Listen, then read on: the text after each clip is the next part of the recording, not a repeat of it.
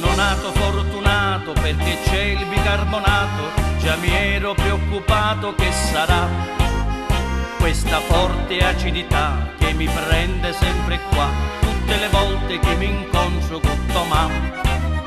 Queste suocere così che ti fanno innervosì, forse è meglio che si stassero a sua casa. Evitiamo che facciamo troppo affile, farlo capire come si fa.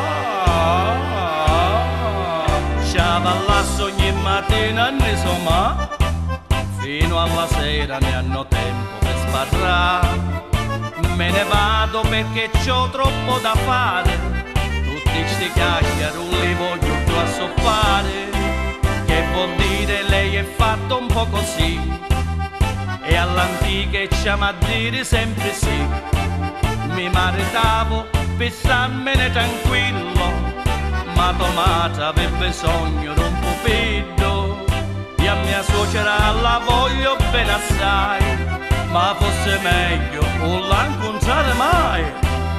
Io a mia suocera la voglio bene assai, ma fosse meglio non la incontrare mai. Sono andato dal dottore per sapere cosa fare, lui mi disse che ho bisogno di sfogare. Vedrà tutto passerà, non importa se mamma, è importante avere la tranquillità.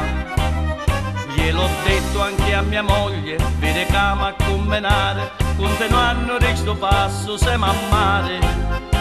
Sta vita figlia mia non si può fare, per evitare cosa si fa. Sciavallasso ogni mattina ne so mamma, fino alla sera non hanno tempo per sbarrare. Me ne vado perché c'ho troppo da fare, tutti questi chiacchieroni posso più assoffare. Io a mia suocera la voglio bene assai, ma fosse meglio che la incontrasse mai.